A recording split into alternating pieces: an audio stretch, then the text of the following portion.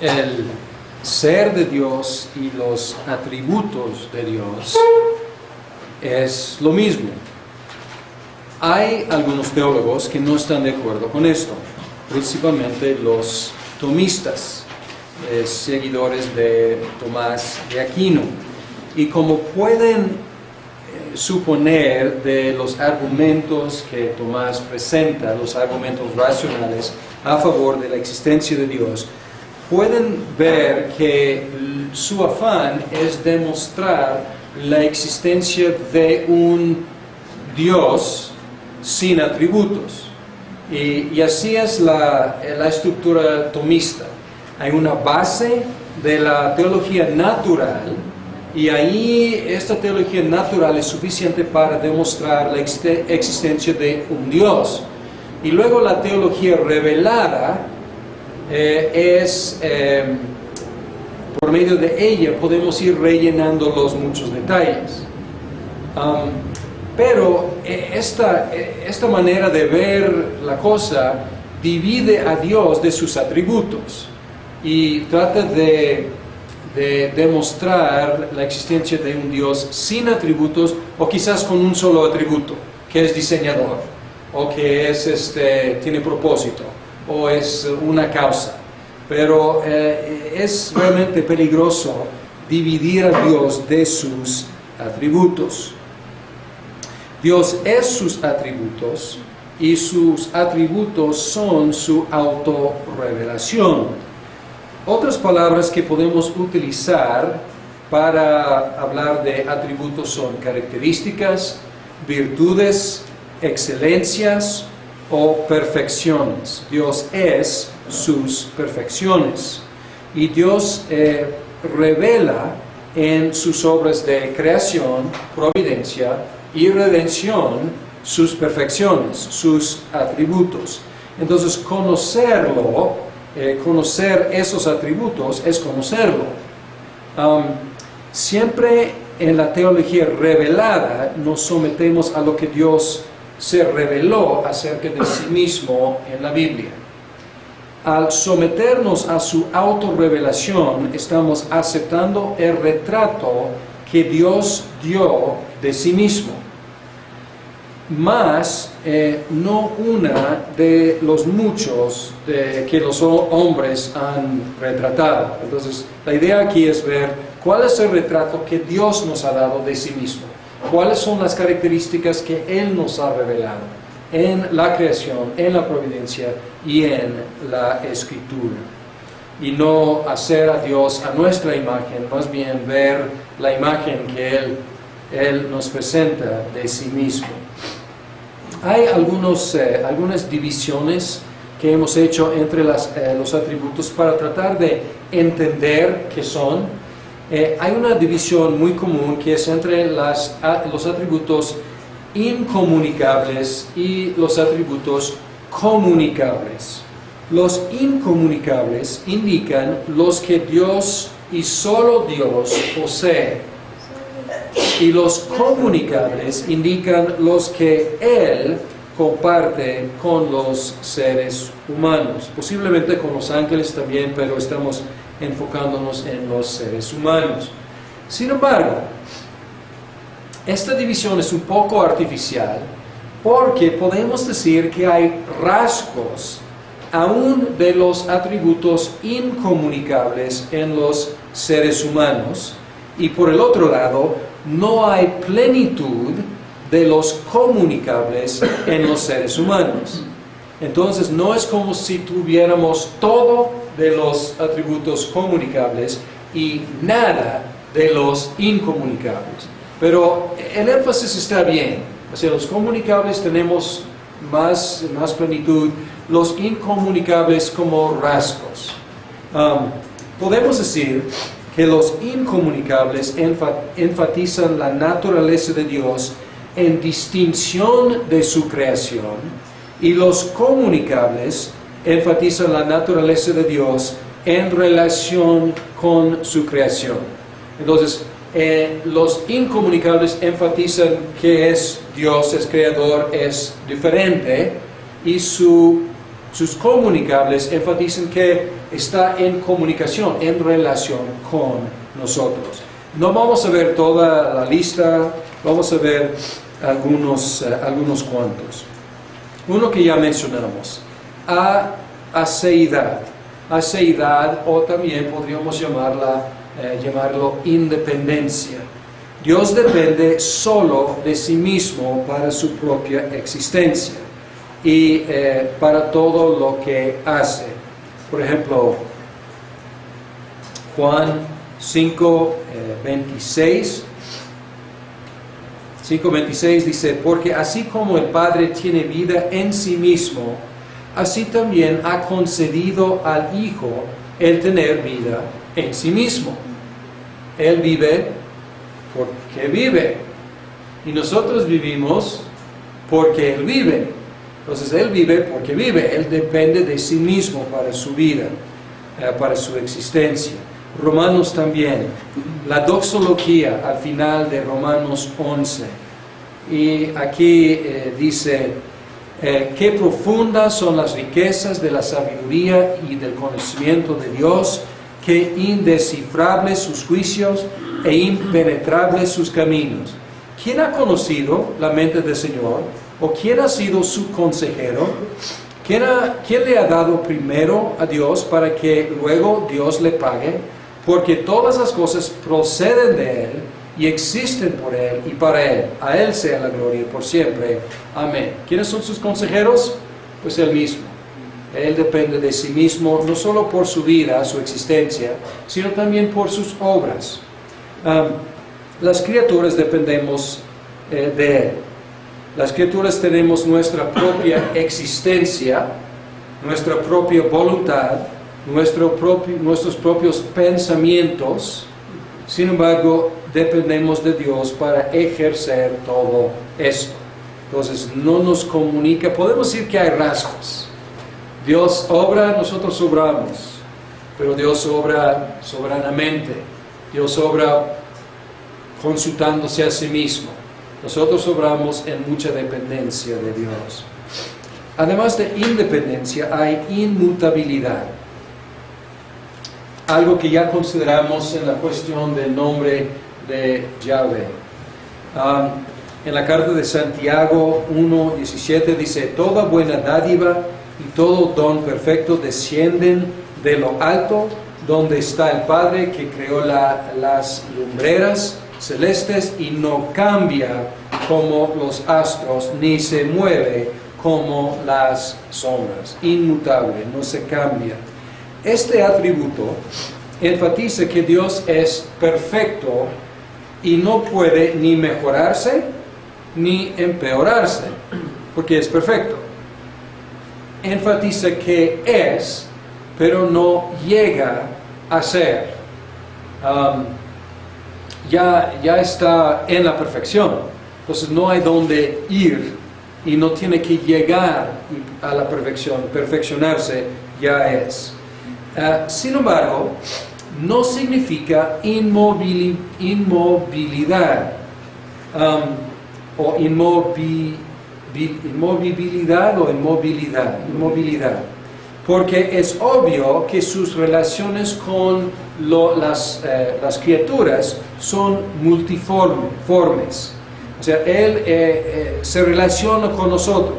Él no cambia, pero se relaciona.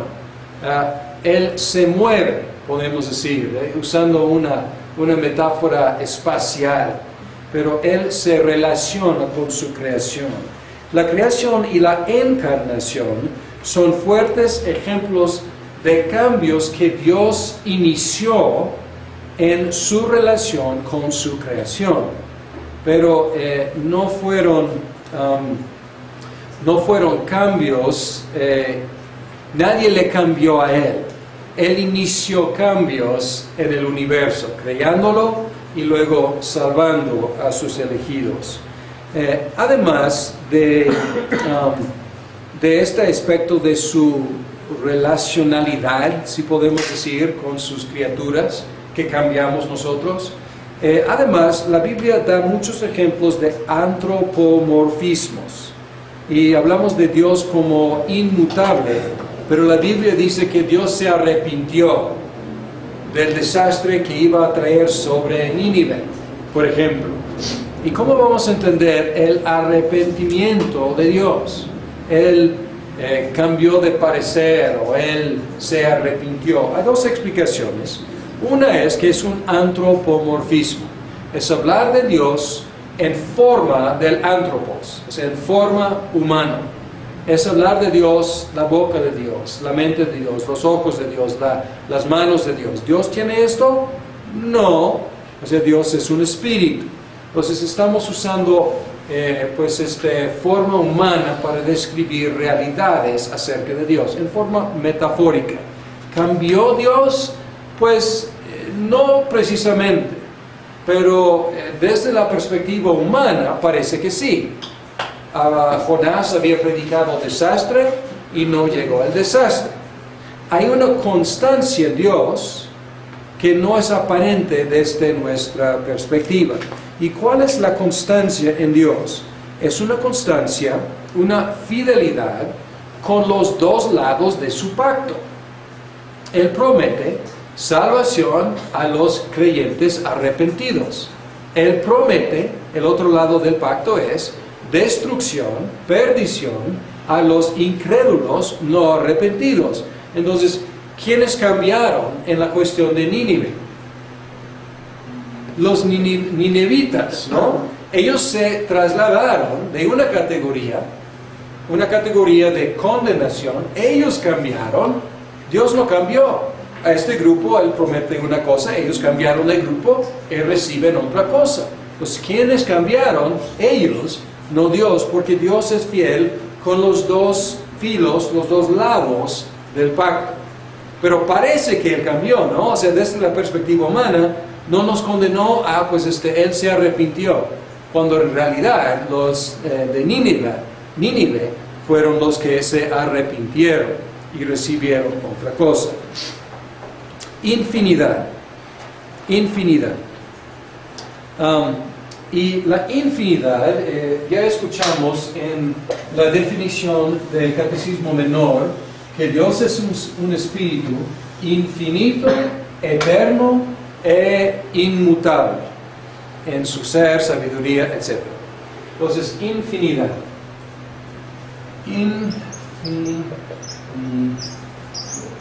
Es no tener fin, infinidad. Y cuando aplicamos este concepto de la infinidad al tiempo, esto se llama eternidad.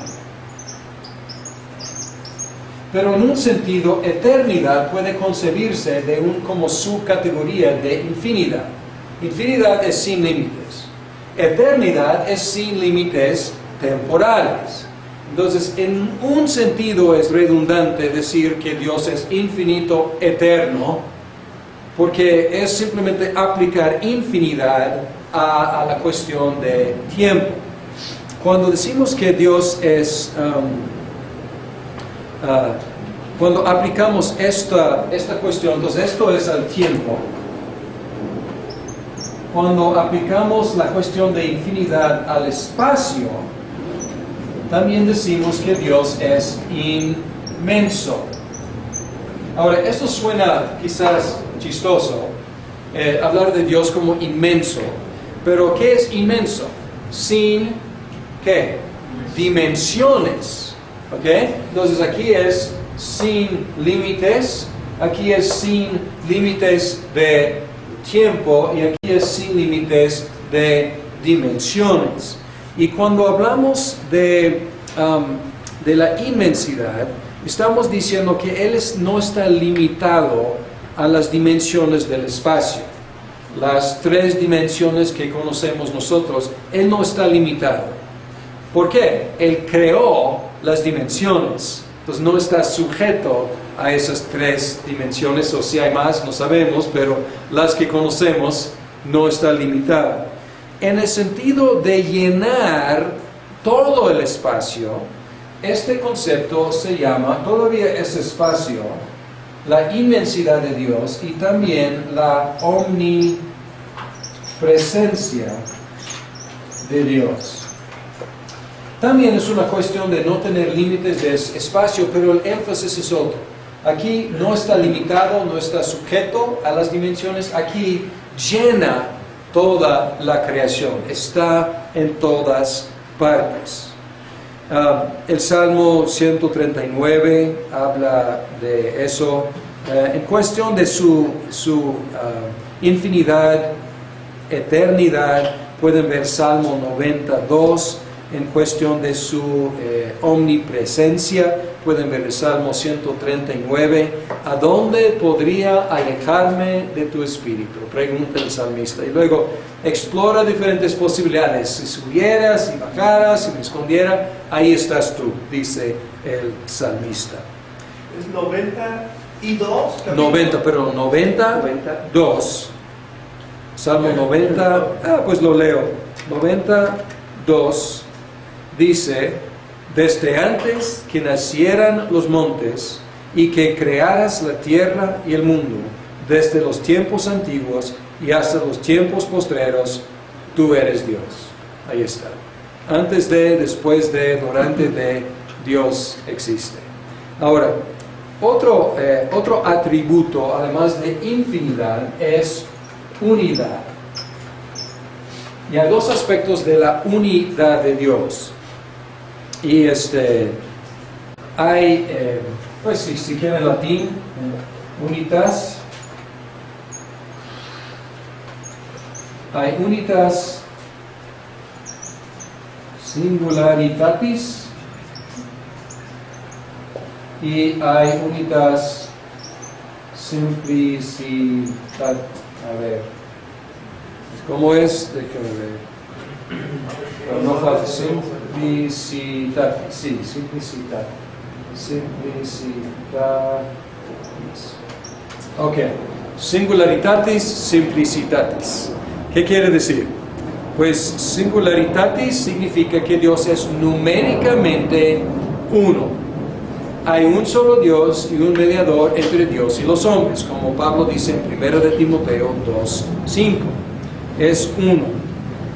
La unitas simplicitatis significa que Dios es una unidad, no compuesto de componentes o de partes. Es indivisible.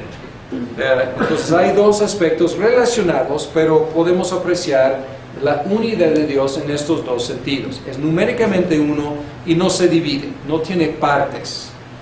Y no debemos concebir de los atributos como partes de Dios. Por eso la confesión o el catecismo es bueno. Dios es infinito, eterno, inmutable y luego da la lista. Entonces todos son infinitos, eternos e invariables o inmutables. Ahora, estos son algunos, no todos, pero algunos de los atributos incomunicables. Podemos dividir la lista de otras formas, pero estos son los principales. Ahora algunos atributos comunicables. Y esto suena quizás un poco sorprendente. El primero es soberanía. Y por un lado es incomunicable, porque soberanía absoluta, obviamente es solo Dios. Sin embargo, nosotros disfrutamos algo de soberanía. Tenemos aspectos de voluntad soberana, de poder soberano, dentro de ciertas esferas de operación. Se considera comunicable. Por eso, ejercemos voluntad como Dios, ejercemos poder como Dios, pero no absolutamente soberanamente. La voluntad, cuando hablamos de Dios, la soberanía, la voluntad decretiva de sus decretos, quiere decir que ordena todo lo que pasa. Su voluntad prescriptiva, entonces vamos a hablar de voluntad, porque a veces confundimos Esto es un concepto, la teología es teórica, pero es muy, muy práctica, y van a ver la practicalidad de este concepto. Espero. Entonces tenemos voluntad decretiva y la voluntad prescriptiva. Decretiva es lo que Él ha decretado hacer desde toda la eternidad. Él ordena, preordena todo lo que pasa. La voluntad prescriptiva de Dios es su voluntad revelada a los seres humanos. O podemos decir que es la ley. Aquí está la practicalidad. ¿Cuál es la base, la guía para nuestras vidas? Prescriptiva, ¿no? Y muchas veces, y van a encontrar esto mucho en tu propia vida espiritual y también ministrando a otros, dicen, ¿cuál es la voluntad de Dios para mi vida? ¿Y qué están preguntando muchas veces? Están preguntando, ¿qué ha decretado Dios para mi vida? Y la respuesta fácil es, pues aquí está. ¿Quieres saber cuál es la voluntad de tu vida? Pues vamos a hablar de dos aspectos. Amar a Dios con todo tu corazón, tu mente, tus fuerzas, tu alma, y amar a tu prójimo como a ti mismo. No, pero quiero saber lo que Él ha decretado para mí. Pues esto lo sabemos. Esto verás sobre la marcha. Pero tu tarea es dedicarte a ver lo que Él ha dicho que debes hacer. Pues eso es muy práctico y simplifica la tarea de buscar la voluntad de Dios para tu vida. Él ha revelado lo que Él quiere que hagas. La voluntad necesaria de Dios, aquí hay otra distinción. Esto es una distinción. Voluntad decretiva y voluntad prescriptiva. Otra distinción, quizás un poco más sutil, es la voluntad necesaria de Dios y la voluntad libre de Dios. Ahora, ¿qué queremos decir? La voluntad necesaria es con respecto a sí mismo, lo que Dios tiene que hacer por ser Dios. La voluntad libre de Dios es con respecto a sus criaturas. Por ejemplo, Dios tiene que amar. ¿Por qué? Porque Dios es amor. Dios, entonces esto es parte de la voluntad necesaria. Él necesariamente tiene que amar, porque así es Dios, por ser Dios. No tiene que amar a los pecadores. Esto es su voluntad libre. En su libre voluntad, Él es difícil decir decidido, porque esto suena como, pues ¿qué hago, ¿no? Entonces decidió, no. Pero libremente decretó eternamente amar a los pecadores en Jesucristo. Libremente creó el mundo. Libremente dio el gobierno del mundo a Adán y a Eva y a sus descendientes. Entonces, en cuanto a la creación, su voluntad es libre. En cuanto a sí mismo, es necesaria. Dios hace lo que quiera con lo suyo, es soberano, pero de acuerdo con su naturaleza y no en una forma caprichosa. Porque hay cosas que Dios no puede hacer, porque es Dios. Es necesario que Dios sea santo, porque así es Dios. Dios no puede pecar, porque Él es santo. Entonces, no es cuando hablamos de que Dios puede hacer todo, el catecismo menor es excelente. Pregunta, ¿Dios puede hacer todo? Y dice que Dios puede hacer toda su santa voluntad. Y ahí combina estos dos conceptos. Él puede y hace toda su santa voluntad. Entrando aquí en esta cuestión de la soberanía es la pregunta difícil acerca de la existencia de la maldad en el universo. Y ha habido diferentes intentos de resolver el problema de la maldad.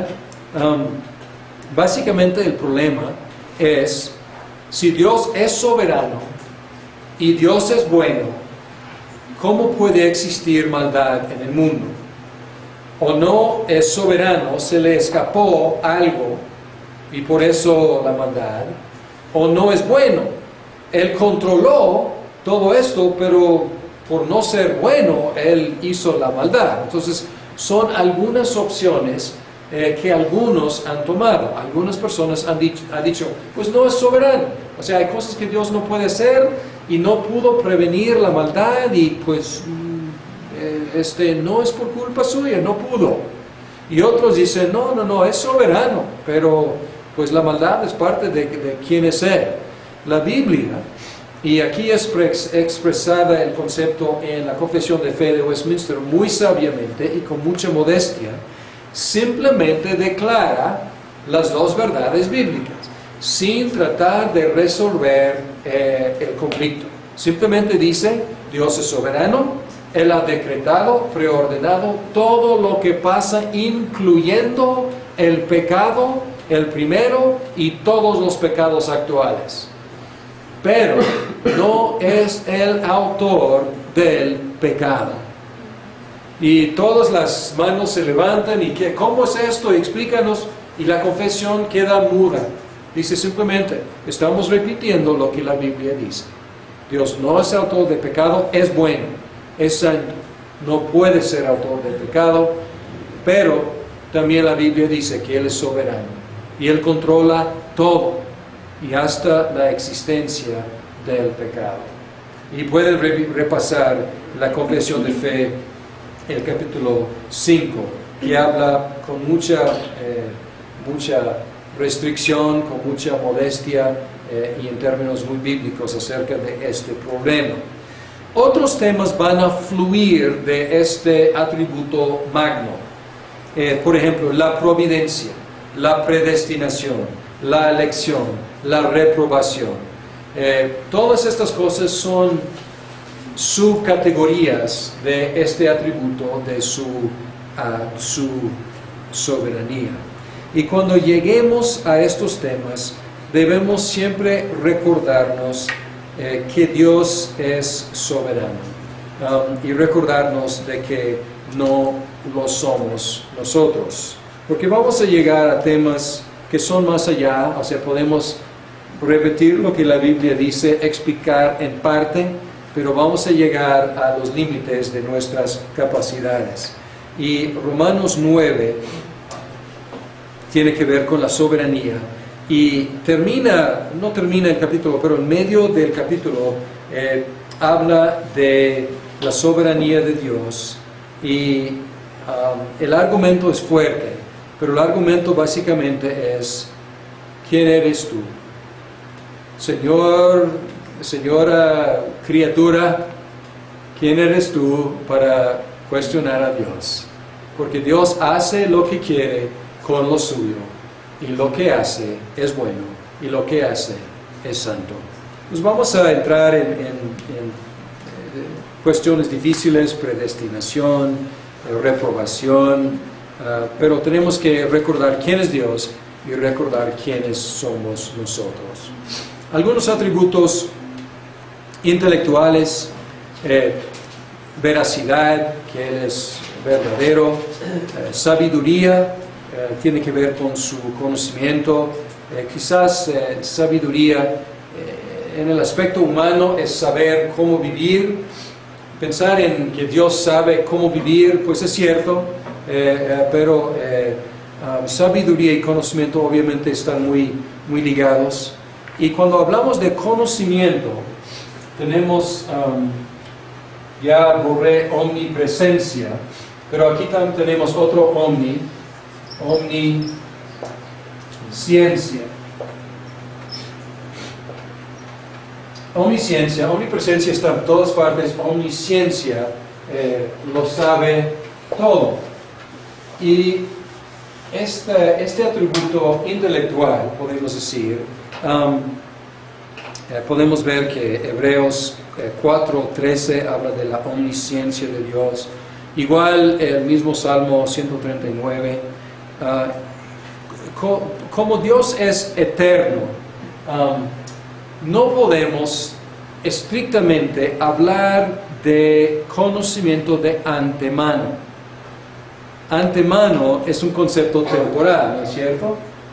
Y no podemos hablar de antemano para Dios, porque Dios es eterno, vive más allá de cuestiones temporales. Sin embargo, nuestra perspectiva es temporal, y por eso podemos hablar de la omnisciencia de Dios, y podemos hablar de la presciencia de Dios, aunque para Él no es pre. O sea, para nosotros sí es pre. O sea, Él ya sabía antes de que hablara yo una palabra, Él ya sabía cuál era. Entonces, como dice el Salmo. Hay unos intentos de armonizar la presciencia, el conocimiento de antemano, con la voluntad libre de los seres humanos. Porque aquí tenemos una dificultad. Si Dios ya sabe, si Dios ya preordenó soberanamente todas las acciones de todas las criaturas, ¿dónde está la voluntad de las criaturas? Y otra vez, la Biblia afirma las dos cosas sin tratar de resolver el conflicto. O algunos teólogos han querido resolver el conflicto. Los jesuitas, especialmente, ellos inventaron un concepto de ciencia media. Es conocimiento medio. Y la idea es que Dios conoce todas las opciones posibles, pero Dios no sabe cuáles decisiones las criaturas van a tomar. Entonces Él tiene como ya todas las contingencias contempladas, pero Él no sabe cuáles de ellas nosotros vamos a escoger. Entonces este es un intento jesuita de conservar la libertad humana y conservar la omnisciencia de Dios, pero realmente no conserve omnisciencia, y puede verlo inmediatamente, porque con ciencia media Dios va aprendiendo cosas, ¿no es cierto? Entonces vamos a decir que Él presenta dos opciones. Si fulano de tal estudia derecho, él va a hacerse rico. Y si fulano estudia la medicina, él va a enfermarse de algo algo contagioso ahí en el laboratorio y va a morir joven, no sé. Pero él no sabe cuál va a escoger fulano. Y luego fulano, él decide estudiar derecho. Oh, qué bueno, ¿no? No muere, se hace rico. Y es noticia para Dios. Entonces, ¿dónde está la omnisciencia? Ya no es omni, es ciencia parcial. Por esto es ciencia media. Los ortodoxos griegos, los católicos romanos y los arminianos protestantes aceptan este concepto, aunque a lo mejor nunca han escuchado esta frase, pero ellos aceptan este concepto, sobre todo con respecto a la salvación, porque en la soteriología el arminianismo es ciencia media aplicada a la soteriología. ¿Cómo funciona? Dios dice, cree en Jesucristo y serás salvo. No crees en Jesucristo y serás condenado. Es lo que Dios sabe. Pero Él no sabe quiénes van a escoger y quiénes no van a escoger. Entonces, arminianismo es ciencia media aplicada a la salvación. Y obviamente tenemos que rechazar, o sea, felicidades por su intento de conservar dos conceptos bíblicos, pero no conservaron. Sacrificaron un concepto por conservar el otro. Y mucho mejor simplemente afirmar los conceptos bíblicos, aunque no podamos resolver todas las dificultades. Bien, concluimos con unos atributos morales. Estos son atributos, es un atributo intelectual, atributos morales. La bondad. Es interesante que en la definición de Dios que el catecismo da, no se incluye el amor. ¿Por qué será? Estudiando el catecismo y la confesión ya descubrimos la razón. En la confesión, la bondad incluye el amor, la misericordia, la gracia y la paciencia. Pero estas son manifestaciones de la bondad. Por ejemplo, la bondad se manifiesta en gracia solamente a cierta categoría de personas. ¿Con quiénes? Los pecadores. O sea, antes de ser pecador no necesitamos gracia, no necesitamos misericordia. Entonces misericordia y gracia son bondad de Dios hacia los pecadores. Entonces la bondad de Dios es algo más amplia, pero incluye el amor, la misericordia, la gracia, la paciencia, etc. La santidad tiene dos sentidos. Santidad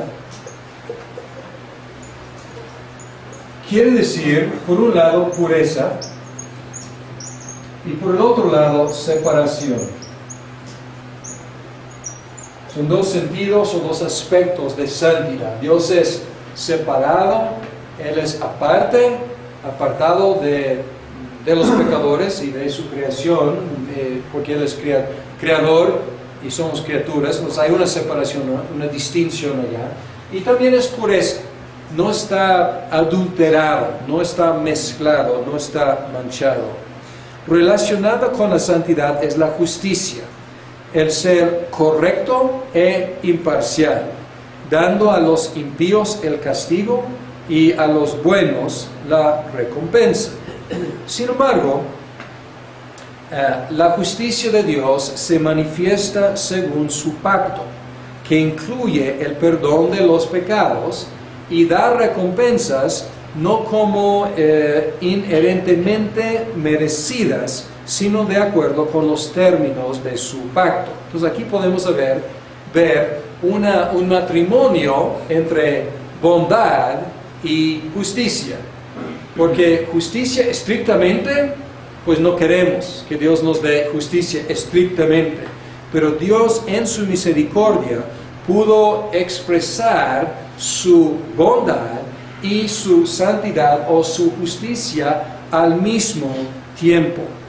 Y algunos quieren poner en oposición el amor de Dios y la justicia, la gracia de Dios y la santidad. Pero Dios, en su unidad perfecta, Él las unió, o más bien demostró su unión en la cruz de Jesucristo, la perfecta expresión de su amor, que al mismo tiempo satisfizo completamente las demandas de su justicia. Romanos 3, 25 y 26 dice: Dios lo ofreció como un sacrificio de expiación que se recibe por la fe en su sangre, para así demostrar su justicia. Anteriormente, en su paciencia, Dios había pasado por alto los pecados, pero en el tiempo presente ha ofrecido a Jesucristo para manifestar su justicia. De este modo, Dios es justo y a la vez el que justifica a los que tienen fe en Jesucristo. La máxima manifestación tanto de la justicia de Dios como también del amor de Dios para con los pecadores.